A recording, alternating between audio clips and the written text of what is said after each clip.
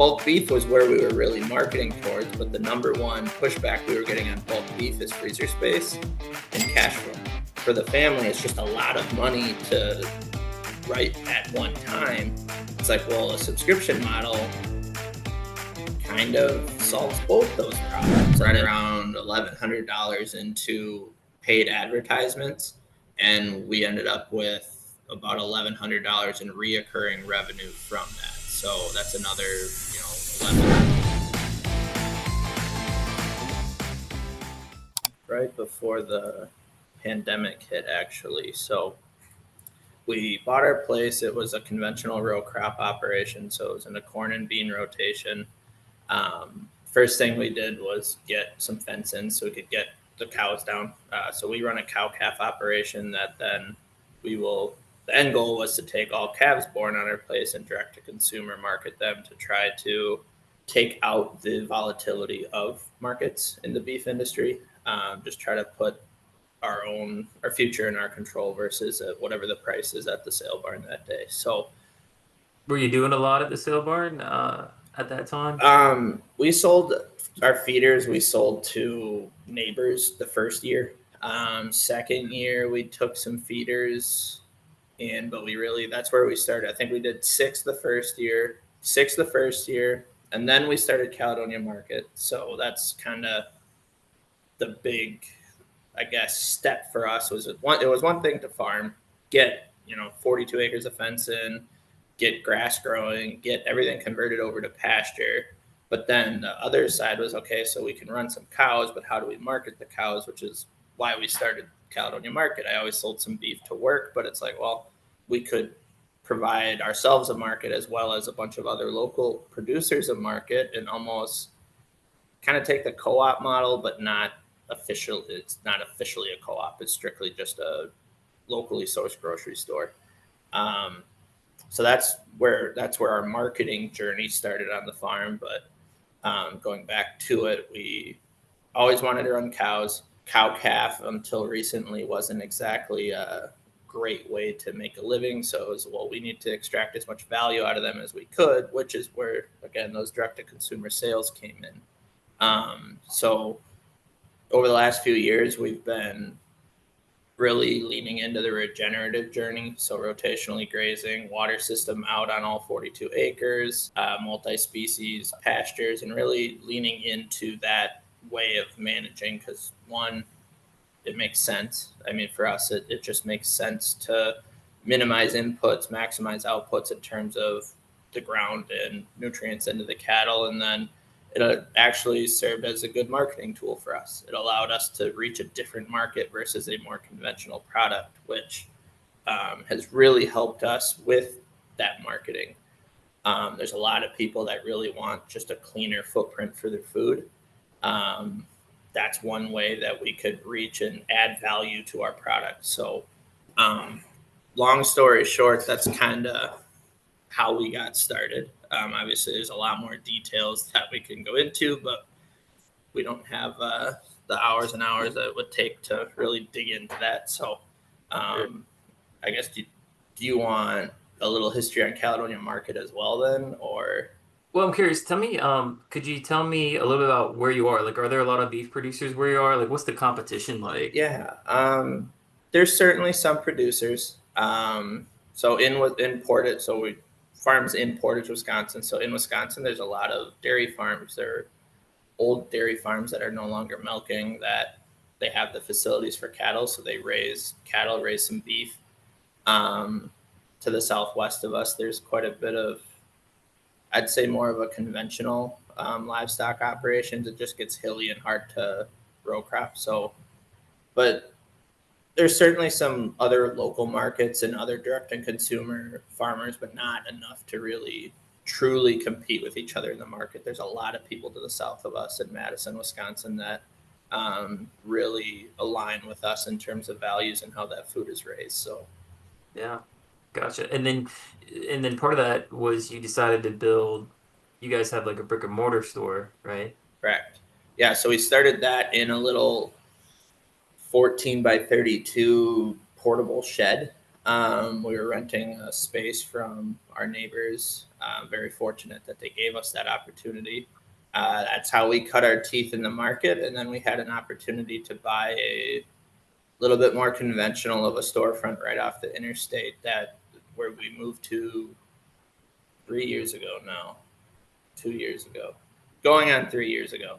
And that really helped us grow our brick and mortar sales. Still pretty stagnant, but it raised the floor. It allowed us to just get more foot traffic, more visibility. And I think the community took us a little bit more seriously because we were a standalone business. So that's kind of where Caledonia Market started. We were selling maybe four animals through the storefront every year, four beef through the storefront every year, running out of certain items inevitably, but and still selling to work and then selling some bulk beef with that. So Gotcha. So what were the limitations with that? Like why did you decide to kind of pivot your direct to consumer model? for us, it was who we were marketing to. So we're about a half hour north of Madison. So Madison's right around like a 250,000 pop city. So there's quite a few people there, and again, a lot of them align with what we're trying to do. But it's pretty hard to convince someone to drive a half hour north to get their grocery. So we were really just tapping into the local market, which we have a lot of customers that we appreciate and enjoy. It just was really hard to make it worthwhile for the amount of effort it takes to run a brick and mortar. So that's why we really leaned into and ended up signing up because it's like, well, this is a portable way for us to get to our customer.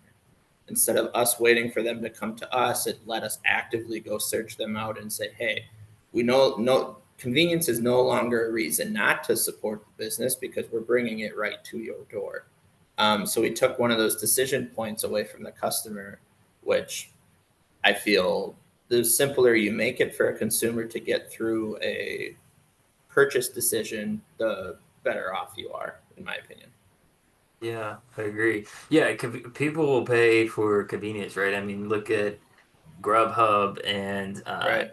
all these like food delivery services and things that you see. Well, Butcher Box, like that's a massive, massive company that the source of the product really isn't anything special versus Right. what you would get in a grocery store per se. But they have that subscription model and that convenience factor down to a point where people, I mean, it's a massive, massive company. Yeah. So did you feel like it was so you got the storefront. Did you feel like it was one of those like Field of Dreams moments where it was like if you build it, they will come, and it didn't quite come to fruition if Uh, part of it? yeah, word of mouth was probably like our number one marketing tool. Again, it worked. There was growth. Social media. The problem is Nicole and I, we are not marketers. We don't know what we're doing with marketing per se. We can self teach as much as we want, but in the end, if you're self teaching, you're making mistakes. And as many of us know, marketing is a very expensive game to play generally. And when you are as limited as we were from a budget standpoint, there wasn't really room for error to make the mistake. So we were kind of gun shy to really try stuff that we should have been probably. So Yeah. a little bit of the field of dreams, but more really hard to execute a proper marketing strategy with everything else we had going on, and the fact that again there wasn't an endless marketing budget for us to just try stuff. Yeah. Got it. Yeah. I mean, you're focused on the farm. You're there to farm and grow good food, right? And so marketing and sales is one of the most important things you can do on the farm, but Yeah. doesn't necessarily come second nature for a lot of people. Speaking for myself, I don't have Right. a degree in marketing, just everything I've learned just trying all these things. And like you said, it can be very expensive time, lots of time, Yeah. thousands of Yeah. dollars trying to figure out things. Most of them didn't work. Is there a moment that like can you pinpoint, was there like a specific moment you're like, this is a low point, or this is kind of like a critical, something's got to give, something's got to change. Like, was there something that happened that you're like, I need to get some help, and kind of prompted you to reach out? Yeah, we specific moment, no. Series of moments, yes. Um, we got through, so this would have been early, yeah, end of 24 and then into 25, really through the middle of 24 and into end of 24. I'm very in tune to our numbers. So I'm sitting there running our numbers, and we kind of know where we need to be at least to break even to help cash flow the farm and make it all somewhat worthwhile. And we just kept missing and missing, and not only missing, but going the wrong direction to a point it's like, well, we need to really take a step back here and evaluate, is this farming dream worth thousands of dollars that we're infusing personally into it in order to farm? Because the storefront, it was doing very okay to even poor some months when we should have been busy, and it's just like this isn't enough. Like the check that the farm was getting from the store wasn't enough to pay its bills. So it's like, okay, we need to really take the step back.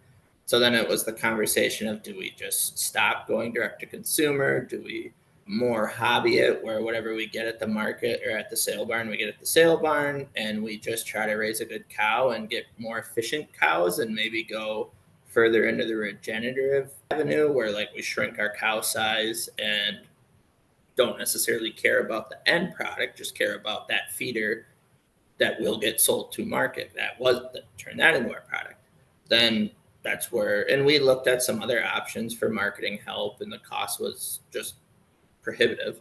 And then we talked to you, and it's like, okay.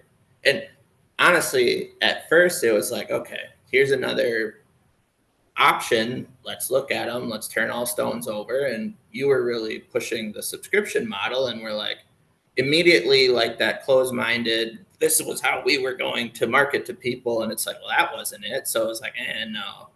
But then we were talking to you, and then we actually took some time and thought about it. It's like, wait, hang on a second.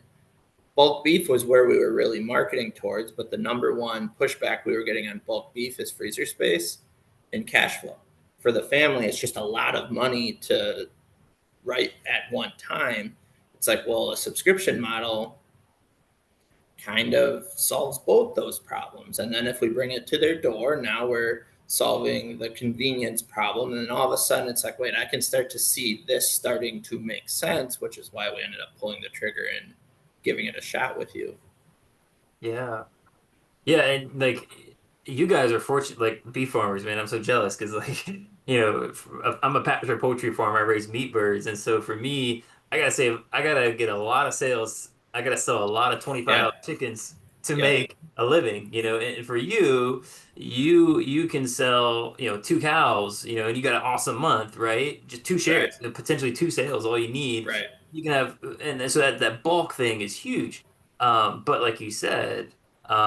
There's only so many people that can afford that output, even if it's a half beef or a quarter beef. It's a lot of money to put out, especially for somebody who maybe has never heard of you, right? Um, Right. and freezer space, right? Not everybody can store a half beef or Right. something. Absolutely. Well, and to take it, the subscription box works beautifully alongside the bulk beef. Like, we will never get rid of one or the other. It is a diversification of our marketing that really, not that, I mean, it's not foolproof. I mean, we could very much screw it up. But it's two very different customers. Therefore, we can, one, expand the market, but two, the bulk beef is a more seasonal, large influx of cash flow that kind of helps, which farms generally need because you're buying feed and paying leases or whatever the case is at different times of the year. That kind of helps balance that. And then the subscription box is almost more of like an operating cash flow that allows us to service our monthly bills or repairs or whatever the case is in a more, they just work beautifully hand in hand. Like, I don't ever see us getting rid of bulk beef. It's a very good market. Do you get as much as you do from the subscription model? No, but you're moving more product in more volume. Therefore, it's okay to get a little bit less of a return because it is easier. I mean, bulk beef is far easier to fulfill orders on than the subscription model. So they just work so well hand in hand. Yeah, absolutely. Yeah. So, so sorry to interrupt there, but I think we have a couple questions. You guys are flowing really well, but I wanted Sure. to squeeze in here. So one person, or there's two questions here. One I think was a little bit back, but it was, do you think livestock breeds need to change for a regenerative farming meat business? And the other one was, why aren't businesses prepared to be on the streets and listen to customers directly? Why sit behind a screen? So those two questions, whenever you guys want to answer. Jeff, I'll take the breeds question because I think from a cattle aspect, that's probably the most impacted. So, in my opinion, at least on the beef side of things, and I'm going to stick more to the beef side of things because that's what I understand. We did do meat birds this year, and that was pretty cool. But I just don't have as deep a knowledge on poultry.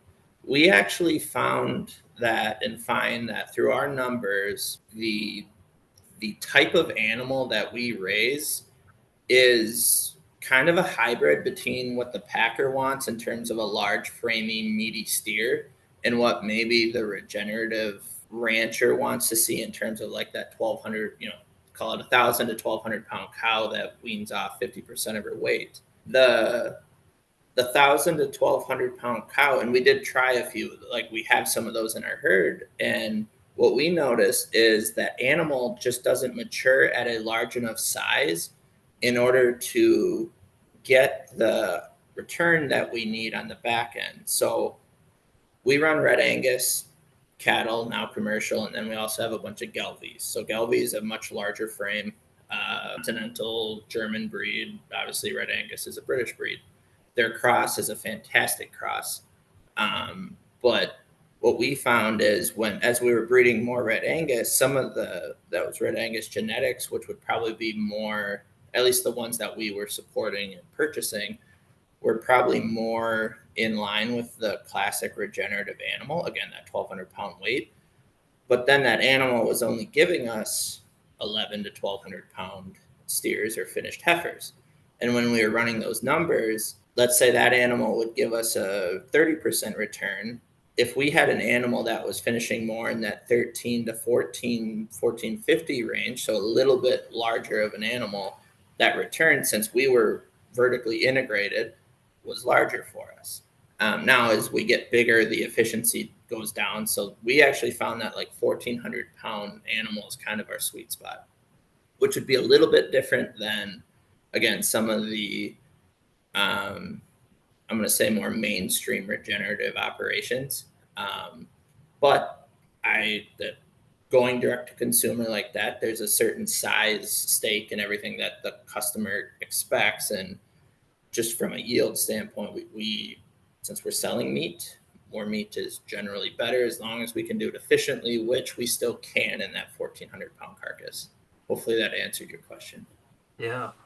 Yeah, and I'll answer the question about marketing and businesses. I think the question was why market on a screen. I guess online marketing versus in person is what I understood the question was.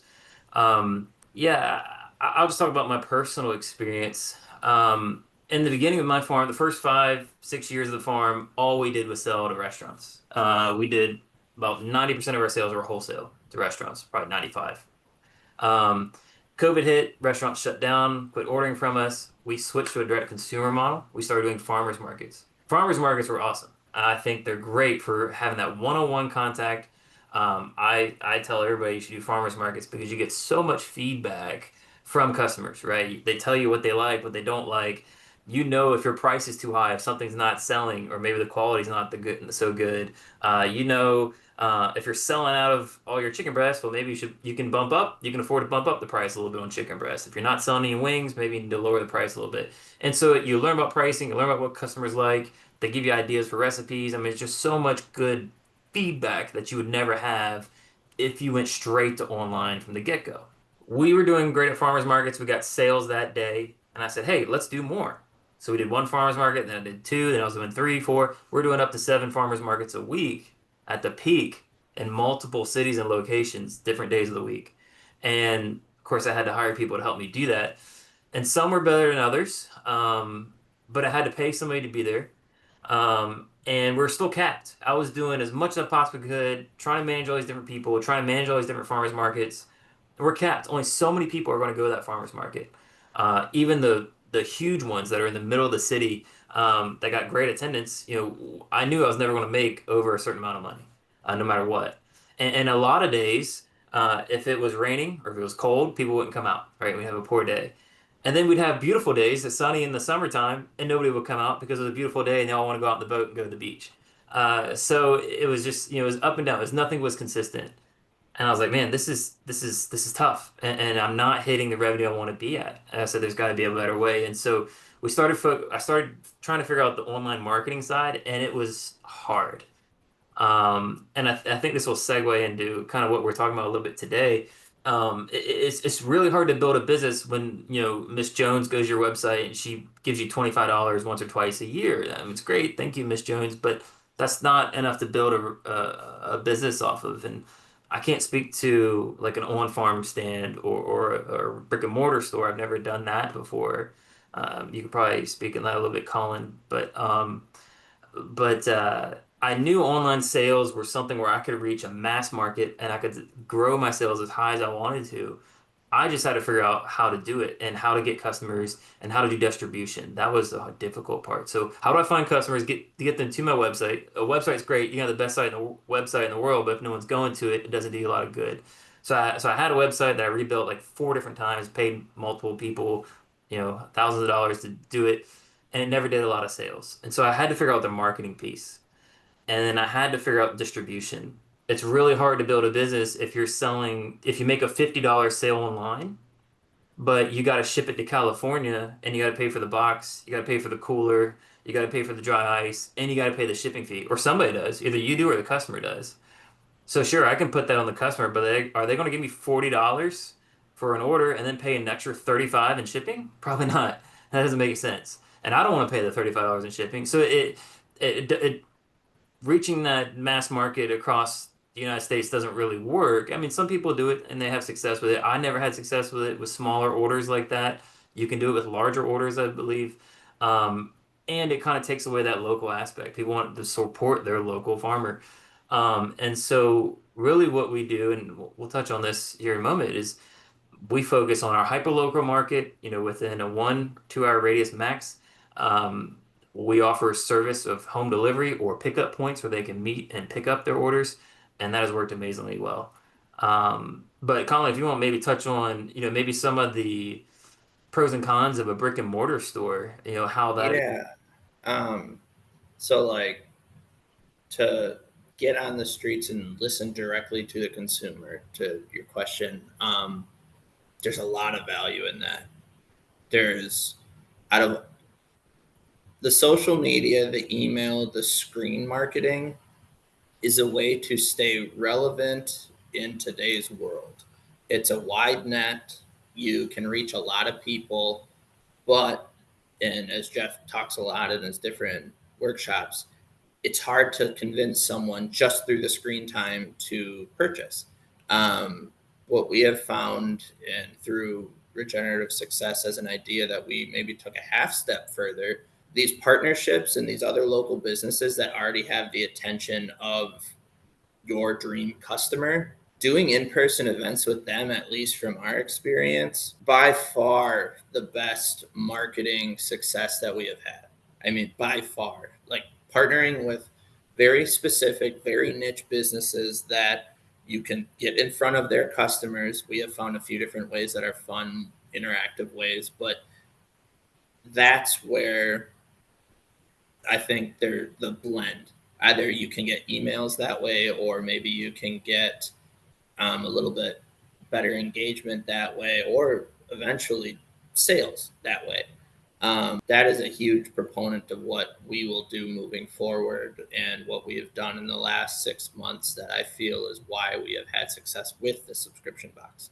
The email is key. The social media is key. But for us, getting that in person, and since we are hyper local and we're delivering to these customers already, we can have that personal experience. Because I know there are instances where people have come into our store with no intention of buying bulk beef that day.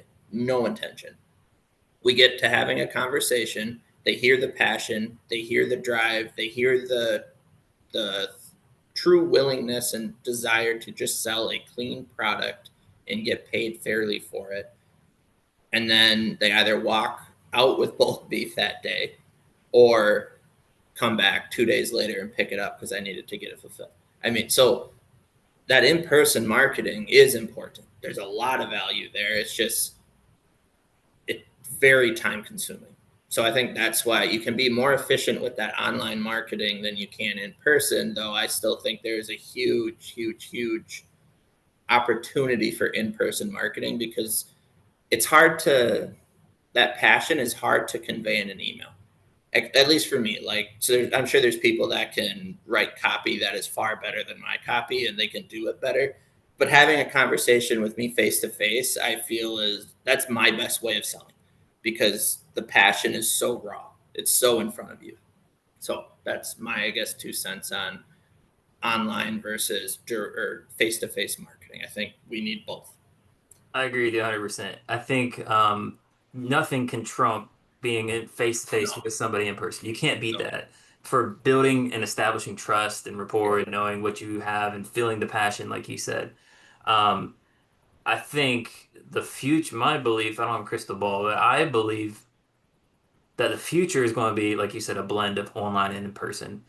5 years ago, the online social media is changing so rapidly, so fast. 5 years ago, I could post something on my Facebook page. I could post a link on there. 100 people would click it, and 20 people would buy. Boom. It was so easy because there wasn't a lot of noise. There wasn't a lot of stuff Yeah. on social media. There wasn't a lot of stuff out there. Nowadays, there is so much noise on social media, so much AI generated stuff. There's so many emails coming in my inbox, 10 times what it was 5 years ago. And so you get drowned in the noise. And so if you're just relying on the occasional social media post or talking to friends and family, you're never going to get there, right? You have to have more. And so we use social media, email, online to generate awareness, to maybe Mm-hmm. capture an email, get somebody learning about our farm. We use email marketing to get sales because they can get our regular emails, know about what's going on the farm, and then eventually get to the point where they want to make a purchase. That takes time, but it works really well. And you can also use social media to kind of reach other businesses, other partnerships, like Colin did, and set those relationships up. And you can set up your online store and the subscription model and these other things so that you can use those as tools to capture more sales and do repeat sales. But I think a blend of online marketing with some in person is the way to go, because I feel like people are less and less trustful than they've ever been. Yep. um, I'd like to touch on some of the things that you did, some of the things that we did, and what the results were of that real quick. If you don't mind sharing kind of what we did when we started working together and what kind of result did you see from that?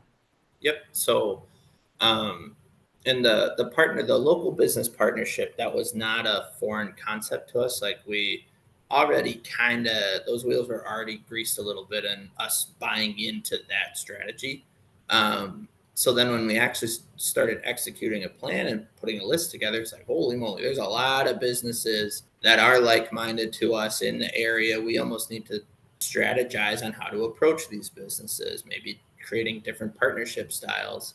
And what we found out is, at least to start, that very well could change in a few years when we establish that we're not going anywhere and that we provide the value. But you get a lot of no's when you ask to start.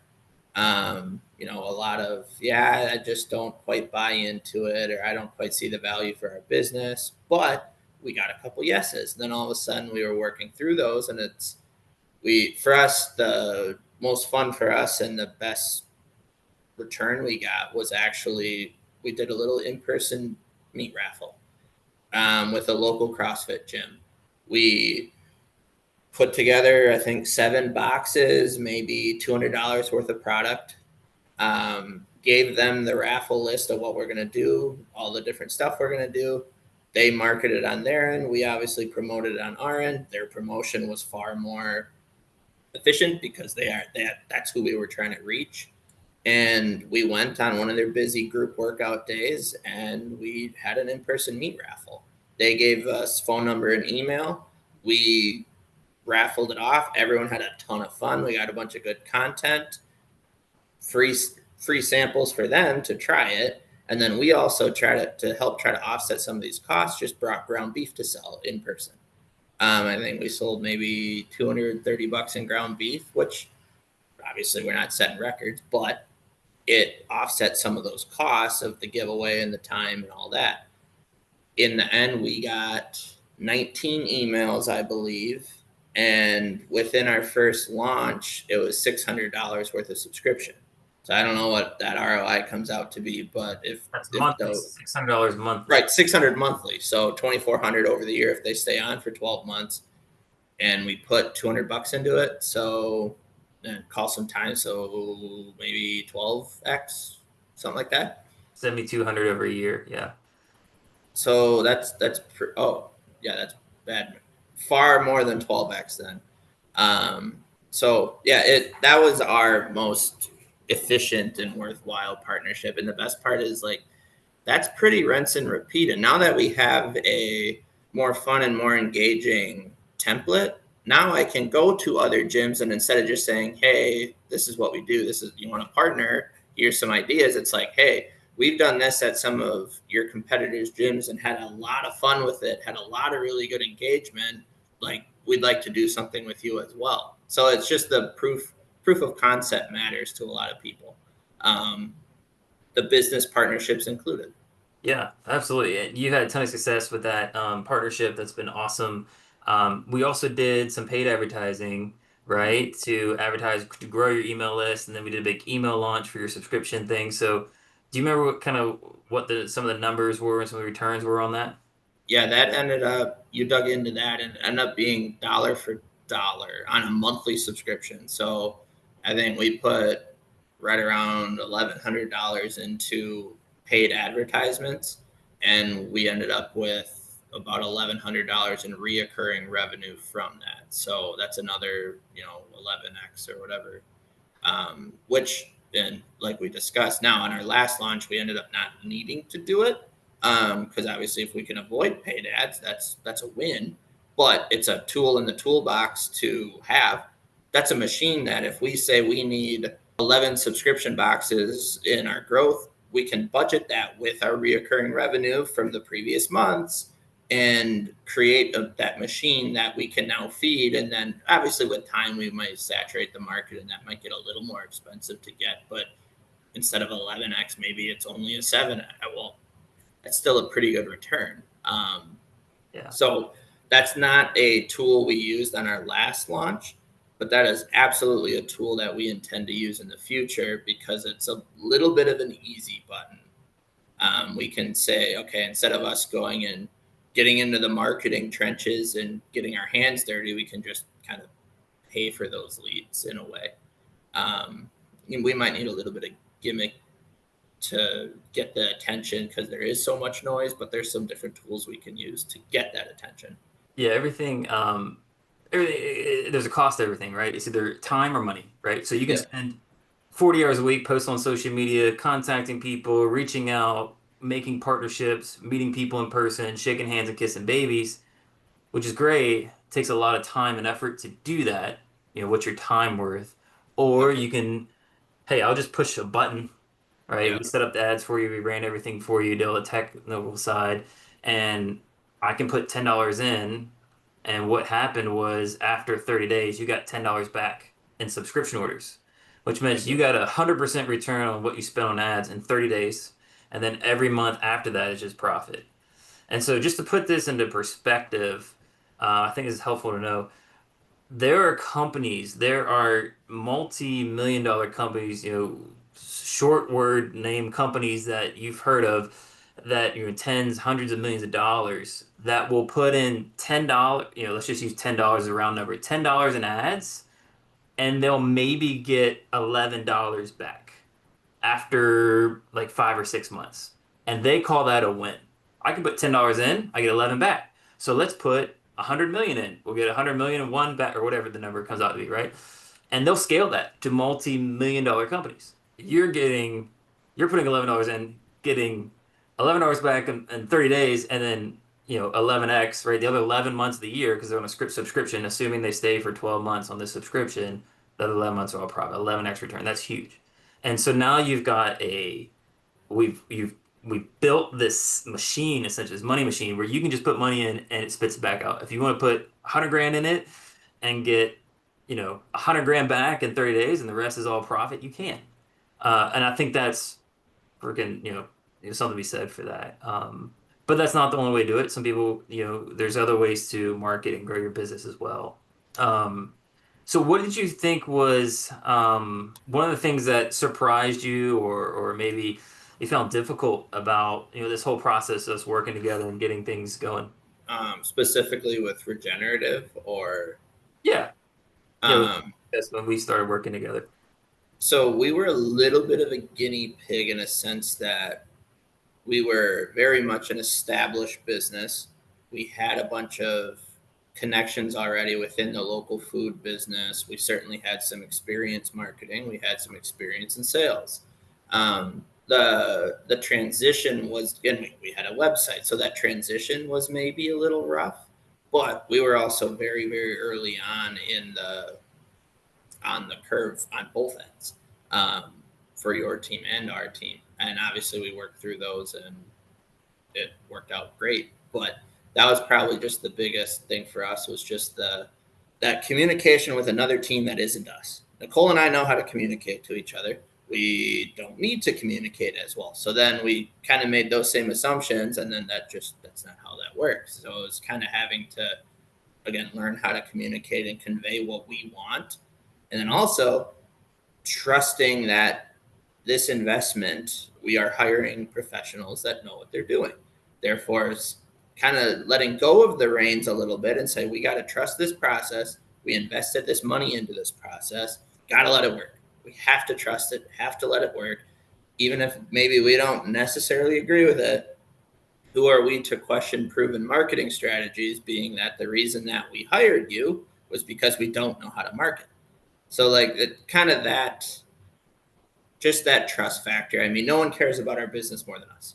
No one will ever care about our business more than us. That's the hard part about owning a business and hiring employees is it no one ever has that passion for this business like you do. So just that trust in working with another company or a consultant or a partnership, that was probably the hardest thing for us is kind of letting go of the reins, trusting it, and then communicating efficiently so the visual end product is in line with what we were hoping for. Yeah. Gotcha. Yeah, I know it's not an easy thing. That's your baby, right? That's the thing that Right. you put your blood, sweat, and tears in this Yeah. farm and everything you've got into it. And yeah, it's hard to hand the reins over to somebody else, Right. relinquish some of that for sure. I understand. Can you put, do you think you could put a dollar value on the return you've gotten, or what you expect, maybe where you are now and where you see yourself in the next 12 months as far as, ROI with what we've done? Yeah. So we are sitting at 4,000 a month in reoccurring revenue right now. So obviously so call that, and that's not including any bulk beef, and we have gotten bulk beef sales from and ground beef bundles and different individual one-off sales through the marketing. So just looking at the subscription alone, probably right around 4x of what we've put into it to date. Yeah. Again, that year one had some bumps, had some learning curves on both ends, but in the end, I think we have again a machine, a race car that I don't even think we've really tested it yet, frankly. Now we are the limiting factor. Instead of our marketing being and the demand being the limiting factor, we are now the production limiting factor. Yeah. Kind of a weird position that we wouldn't have expected to be in 12 months ago. But so that 4X, I think I fully expect if we had the product, I bet we could have 50 subscription boxes in 12 months. Yeah. Gotcha. With a little bit of paid ads to do that. So you're looking around 48,000 the next 12 months just with the subscription. And then Of that we have under contract right now. right now, if you stopped marketing today, if you didn't advertise or Right. grow at all, Absolutely. you stopped today. Yep. So would you say that's a good return? Yes, because again, the big thing is that's just immediate day one. We're confident we will get our money back and then another 4 times that. But more importantly, we have a tool that we can use. That's the if we even broke even on it in the first 12 months, that's a win because now we have this tool. I know you've used the race car analogy. It makes sense. We have a race car. Yeah, we can drive. Like we know how to drive it with the help of your team on some of the technical background support. We don't even have to worry about some of those nuances. We can focus on growing the farm, growing our partnerships, and growing our subscriptions.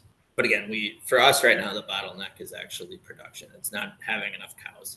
And you ran some numbers on so the sales are awesome, right? And you had sales before. You're doing whole animals, you're doing shares. But you ran some really good numbers, like calculators on cost and profit margin on Yeah. your animals, yield. Tell me about what you found there when you're running those numbers. Yeah. So in a conventional, and when I say conventional, I mean like by the cut and bulk beef.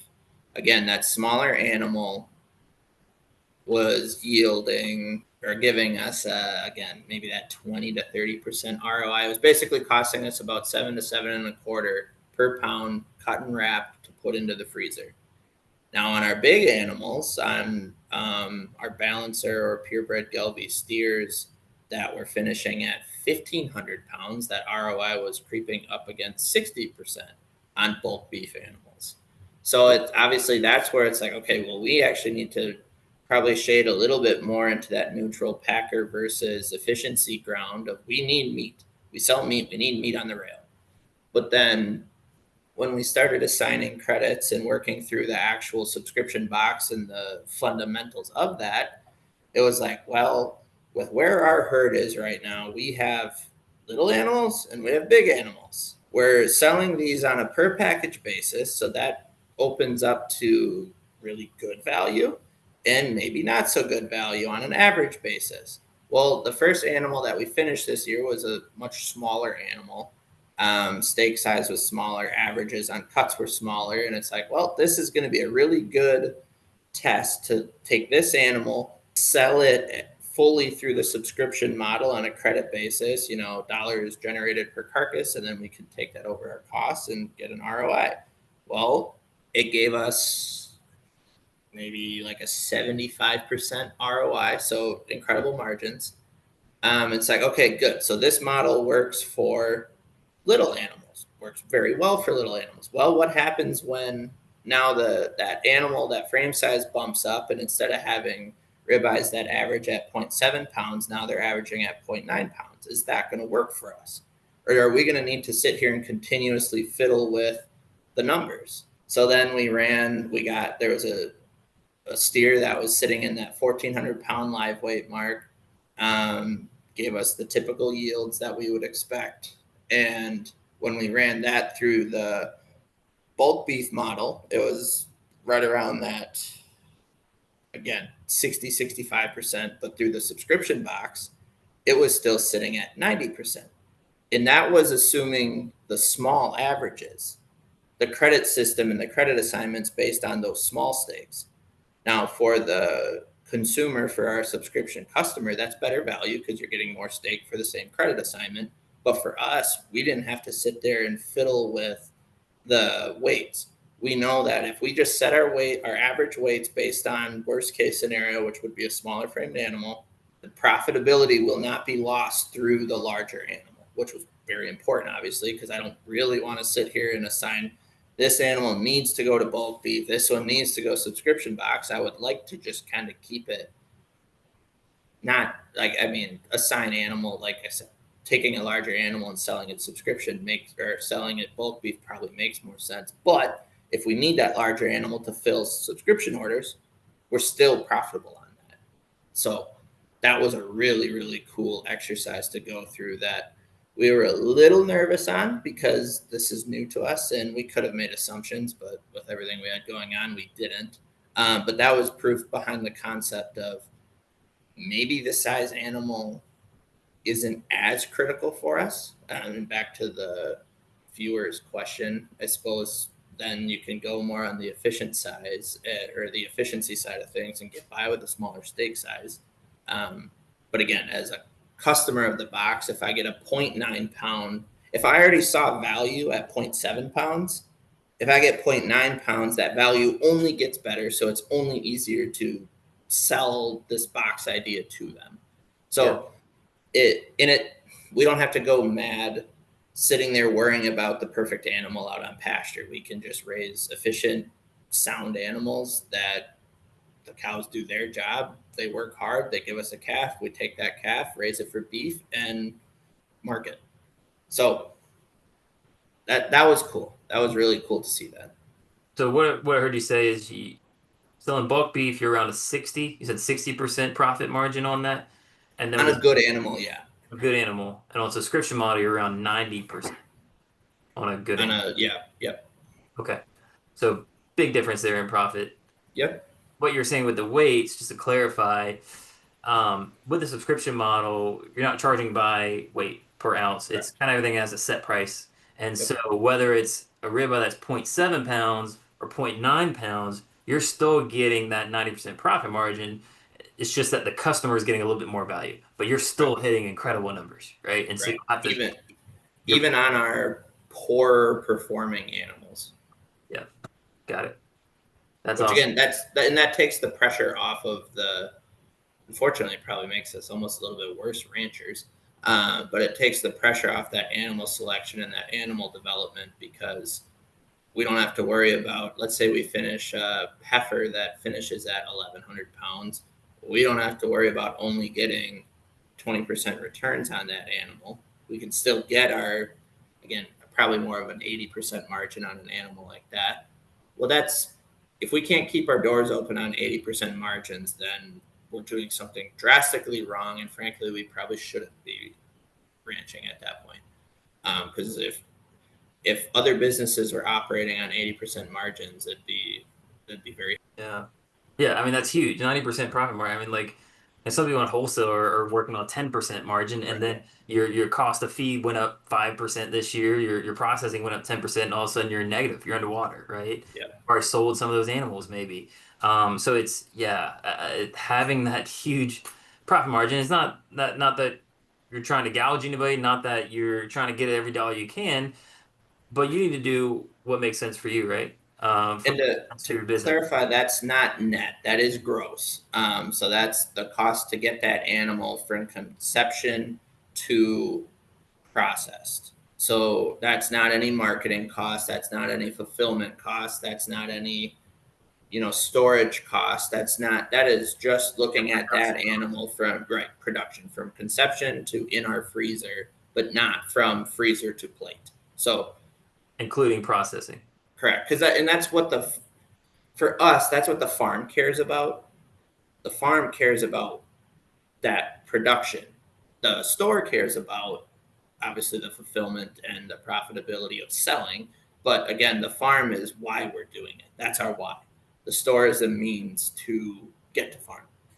So that's why we've always looked at it that way. But so again, that's gross, not net profit. But again, there's at 80 to 90%, there's plenty of room there to fulfill, to deliver credit card fees, all the things of running the business. We can absorb that and not pass it on to the customer through actual fees. Yeah. Where do you think you'd be if you guys hadn't joined? Where do you think you'd be right now? Um, Probably closed, honestly. We'd probably be finishing 4 to 5 steers a year to fulfill our existing bulk beef base, selling the remaining of our feeders to a sale barn, and doing it our model would definitely be looking different. We would then now be transitioning to that 1,200 pound hyper efficient cow, squeezing every possible nutrient we can out of the soil from a growth standpoint on the calves, trying to put weight on that weaning, and then sell to the sale barn, and hoping markets stay like they have lately. But hope is not really a good strategy. So I don't think the market would be open, to be honest with you. Yeah. Like the market across, not just beef, across all sales was sitting at $3,200 a month in sales. So again, that's before paying the mortgage, before paying insurance, light bill, all of that stuff. And that was true revenue, which the store was operating on like a 26% margin. That's not enough to sit down at the store for 20 hours a day. Where now we're sitting more with the subscription included. Because the funny thing is, all of a sudden the store went from, okay, well, let's transition from storefront to subscription model to, well, crap, the store's doing well because we're doing all these other marketing things that is now helping the store out in the in-person sales. So it's like, well, we don't really want to get rid of the store because the sales there have gone up probably 50, 60%. So now we're having $5,000 to $6,000 months, and then on top of now the four. So all of a sudden it's like, oh, hold on a second, this is all starting to work. So we focus big on the subscription model, but you're saying that you got bulk beef orders, yep, and your in-person stores increase 50-60%. yes, yep. Now it's a full expectation to have a $5,000 month. What do you think was a what do you think was the result of, or where I do you think think that's the social media working, I believe. The consistency, playing that algorithm game, doing some of those, using the templates that you've given us. I think that's where that really, it's just the noise, the excitement. We've all we feel we've always had the product to get people to come back. It's just getting people in the door that first time was really hard for us. But now that we've done some of these other things, it's, we sit there and it's like, oh, we had a bad day at the store. And then we looked at our numbers, it's like, what? This, if you went backwards 9 months or a year at this point, and we had a $400 day, we would have been like, all right, we're figuring some things out. And now that feels like a bad day almost. So that was pretty cool to watch some of the other marketing kind of trickle down into actual brick and mortar sales. Not something that maybe we were expecting, but also makes managing it easier in a sense that there's more money coming in, but harder in a sense that now there's another mouth to feed in terms of keeping beef stock to it. Right. Yeah, I like to use the analogy like a rising tide lifts all boats, right? And so when you start doing social media and not just doing, there's a difference between just doing activity, just running in place that's not doing anything, it's not effective, and doing the right activities and doing it the right way. And so when you're doing social media the right way, you're doing email marketing the right way, and you're doing paid advertising, and you're doing partnerships, and you're doing these things that's, takes time and effort, money. All of a sudden, even though we focus a lot on the subscription model, you see benefits elsewhere, right? You're getting bulk beef Yeah, sales, you're getting absolutely. emails, you're getting phone calls, people are showing up at the store, and so Yeah, everything's benefiting from that. absolutely. No, it was cool to watch. Now, I do think we had a little bit of a head start, and that learning curve was flattened for us a little bit because we had the store. Because a big part of the subscription box is we don't just want beef in the subscription box. We want a whole assortment, a whole offering, so there's more value for the customer. Well, we didn't have to get in the trenches and get as dirty of finding those relationships because we already had them through the storefront and we could already tap into those networks. But um, that's another key component that we don't probably feel is key because, again, we take it for granted because we already had it. But having a good quality offering of more than just the protein that you raise or the veggies that you raise, that is so, so key. Yep. Because I know in talking to our customers that are in the box, it is absolutely, it's I look forward to the 20th of every month because we have, I think, 180 items in our subscription box as options or potential items. We then every month will take 50 of those and actually offer them for selection. So, like, 1 month you might get ribeyes as an offering, the next month might be tenderloin. And I know, again, going to that second gym event we did, the two people that were a part of the box were like, yeah, it is exciting to get that email because what's going to be on it? Maybe I wanted, and it's almost like that hope and the fear of missing out. And you see a lot of these big retailers do the rotating, limited time only whether it's a flavor or a menu item, and that creates that buzz, that excitement of, oh, what's next? What's the next flavor? What's the next item? So that has, I think, it makes our job easier to sell it, because it's like, well, I'm not only going to get to pick between these 10 items every month. There's not only is there 50 items every month, but that 50 isn't even the same month to month. So I think that's something we take for granted, that would be a little bit more difficult to probably start from nothing to get to that 180 items. Oh yeah, that's a big selection. Huge, right. Our farm we offer like 25, but we do offer some items that are limited items. We change them. And for people watching, the subscription box is essentially a box that customers sign up on a monthly basis, and it's fully customizable. So the customer gets to pick what they want in that box, and so it really helps to have variety in it. But you don't have to do it all as a farmer. You don't have to do the cattle, pork, chicken, beef, produce, eggs, and No. you can do what you like to do, and you can source some of those other things and support your fellow farmers, and still offer that diversity and to your customers, and they love it. They love to be able to pick what they get in their box each month.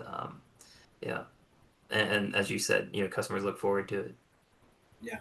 I think I don't really have a whole lot of other questions. The only other thing I would say is, or ask you is, if how would you describe this whole process to somebody else? If somebody else was, maybe considering, looking for some help, maybe they're doing their farm, they've been doing, selling by word of mouth, they've been selling to friends and family, and they're just not sure how to get a leg up and how to kind of really take their business to the next level. They want to get serious about it. What would you tell them? Um, I mean, to be completely honest, it isn't for everyone. You have to be wanting to commit to this direct to consumer model, be willing to network within other product types, within other business types, put the work in, and the machine will work for you. But if you're not willing to put that work in and trust the process, then it wouldn't be the program for you, because your team does a lot of that building, but as the producer we still need to do our job. Mhm. Like, we still need to do the networking, we need to be the face of the company, we need to put the work in. So, like, yes, your team is incredibly helpful in that, but that still took quite a bit of work on our end to, and again, we had a lot of that work already set up. Mhm. So from our aspect, I think our decision making process was a little different from someone who doesn't have a lot of that direct to consumer experience. This is a cheat code. Like, this is a fast track to finding, and you don't have to have 4 years of, I'm going to call it, I'm not going to call it failure, because we learned a lot. We learned what doesn't work. So I'm not going to call it failure, but expensive experience. Yeah. You can tap into that inexpensive experience and, kind of get a fast track or a leg up. But again, you do have to work for it. Now, within the regenerative success community, like, I have found a lot of people willing to have the conversation with fellow producers. That helps. So that networking, that community is important, no different than the partnerships are important. Because if I talk to a fellow beef producer, a fellow regenerative success company, they might say, "Hey, we did this and this just worked crazy." Well, cool. Now I don't need to sit there and try all these different partnerships. I can take this and see if it works for us immediately, and it probably will. So, um, again, awesome program. I mean, I've said it in this clip here that we probably wouldn't be selling direct to consumer without it, but I do not believe it is for everyone. If you're not if you're not going to put the work in and be willing to network and expand the box out of just your niche market or your niche product, I don't think it will work very well. You need that round whole offering. Absolutely. Yeah. Those partnerships, having all those different Yeah, items, extremely important. And as much as we do, we try to do as much as we can on our team for the marketing, all the technical stuff, all the yeah, behind the scenes stuff. Yes, like you said, no one knows this baby like you do. No one raised this baby like you do. And so to have you talk about it, whether it's through your email or social media, that's where the passion comes through. I can't replicate that as much as I wish I could. Our customers don't want to have Jeff write an email to them about what we did on the farm that week. They Right. don't, because I feel that our beef, what we do, I honestly couldn't really tell you why. People love the beef. They love the flavor. They love the tenderness. They love, but what they actually love is the story. They Mhm. love who we are. They love why we do it, the passion, so that's there's a lot of places that have a good product, but there's not a lot of places. There's probably less than within the Madison area, there's probably not 50 farmers going this direct to consumer. Um, there's not a lot of them. Yeah, there's a handful of them, but so that story, that familiarity, that trust, that passion, that's why they're buying the product. It it has to be a good product, but the story matters almost more than the product in a certain aspect. Absolutely. And There's that you can't tell our story like we can tell our story. there's only one Caledonian market, Right, right. and that's where they're supporting you. They want to support local. They want high quality food.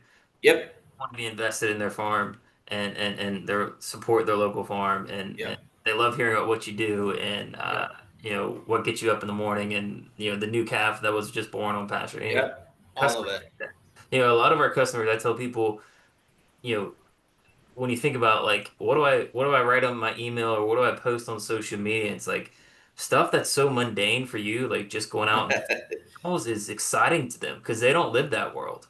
Some of these people that buy our stuff, think about somebody who lives in a city in an apartment.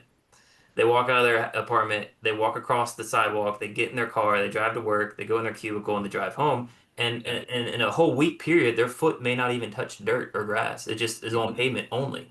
And so your farm is as foreign as Egypt is, right? And Yeah, so for them to hear, see your social media posts or hear about your experience on the farm, what you did today, or the tractor braking, whatever it is, that's exciting for them. That keeps them kind right. of grounded and earth, on earth again, and kind of they feel that connection with you and your Yep, farm, what you're doing, right? And it goes a long way for them. It means a lot. absolutely. Absolutely. Awesome. Any other questions we had there, Arlia? Anything that popped up? Any other comments there? It looks like one from earlier that said, do you think linking with businesses like vineyards and pairing meat dishes would drive sales? So I guess that was when you all were chatting about partnerships. Yeah. We live in a very heavy distillery and vineyard area, and I know Jeff. We kind of talked about that partner group. Um, I think there's a lot of potential value there. I have not found out how to, and they're huge followings generally. Now they're not all local. They're not their umbrella of their customer is a lot wider than maybe a CrossFit gym or a holistic supplement store or like those type of businesses. Their market is very narrowed down. The wineries aren't, um, but there are a lot of people that go to that winery that overlap with who you're trying to market to. So I think there's a lot of value there. I just haven't put a lot of effort into nourishing and growing that type of partner yet. Yeah, I definitely think there's a lot of opportunity there. Also, I think the trick is like you said, pairing screen marketing with in-person marketing, right? So that's why the gyms work so nicely because they have a captive audience that you can capture and you can speak to. If you can get in touch, I think one thing that would be dynamite. I've never done this personally, but I think it would be dynamite is if you can get in touch with one of those wineries, distilleries, vineyards, whatever it may be, and set up that relationship using screen marketing, right? Reaching out to them in social media, email, whatever it is, building a relationship with them, seeing if they're open to a partnership, and you could maybe they were having an event and you could speak at that event in person. So you're marrying the two, in person and screen marketing. That would be really powerful. Yeah, I think could be really successful. Um, and then so you're using the screen time marketing to find those partners, reach out to them. In-person marketing to speak to customers one-on-one. And then we go back to screen marketing because you either collect their email address so that you can continue to speak to them, tell them about what you do, what you raise, why you raise it, what your purpose is, and why it's better than the food in the grocery store. And so you're using screen marketing again there through your social media, your email marketing so they start learning more about you, who you are, what you do, and will become a customer. So that blend, I feel like, is the Yeah. secret sauce. And I feel like that's kind of where the future is headed as, social media gets so saturated. It's not as effective as it used to be 5 years ago. It's becoming much more a pay to play platform. But when you But it's pay, getting expensive. yes, but The when you pay to play is getting expensive. yeah, when you pay, you get results. But that's kind of what the social media companies are looking for. They're looking for your dollars. And And to go back to the vineyards really quick, I've always envisioned a pairing event with that, like because the vineyard's going to have their lineup of wines, and I'm not a very sophisticated eater myself, but there's a lot of people that really enjoy that.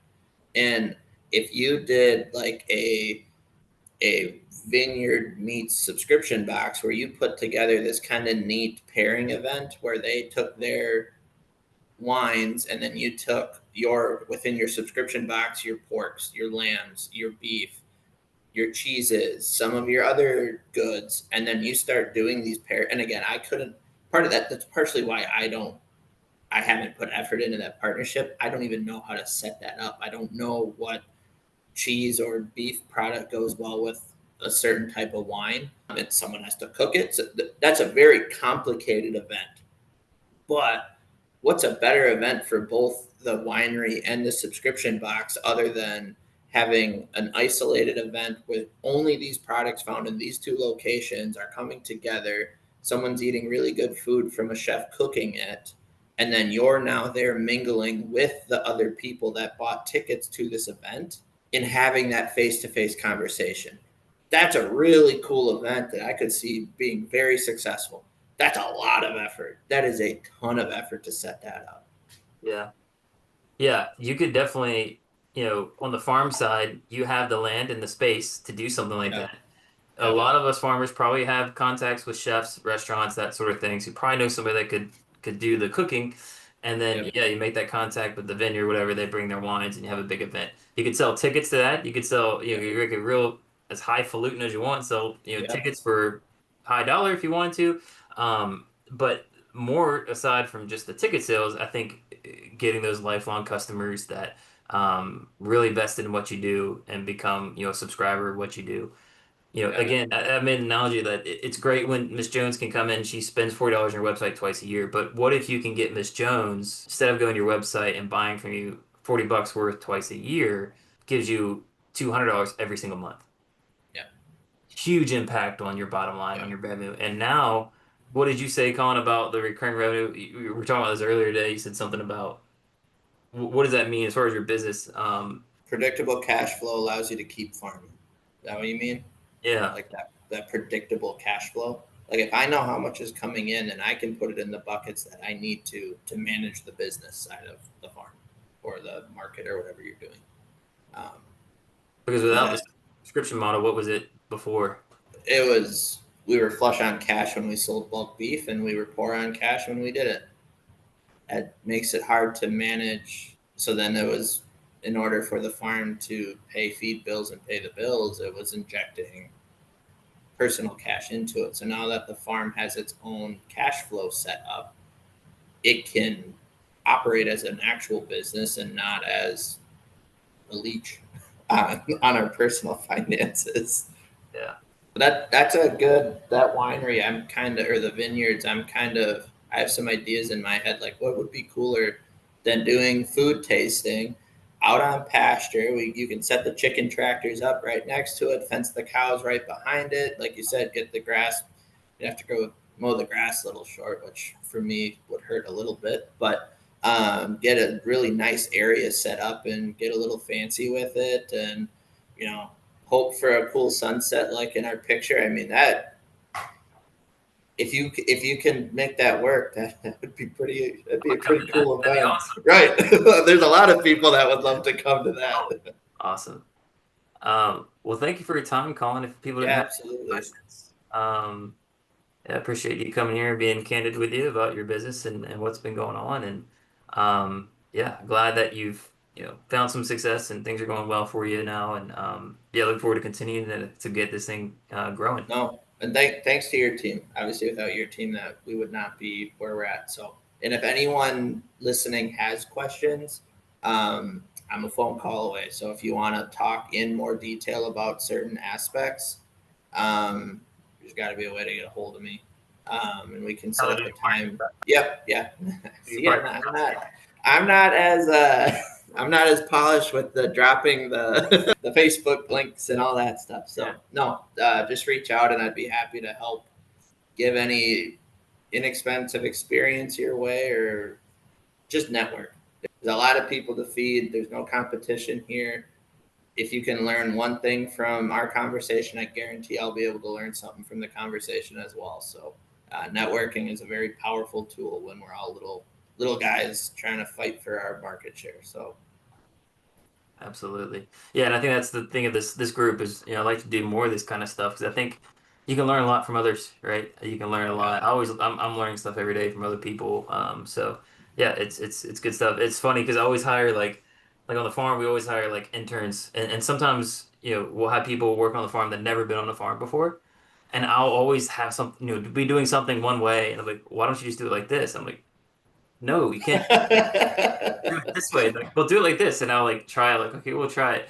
Like, dang, they had a good idea. Lens, they have a different lens. Always. Who've never been on a farm before, but there's always something new to learn. So, Absolutely. all right, All right. appreciate your time, man. We'll talk soon. Yep. Thanks, Jeff. All right, take care.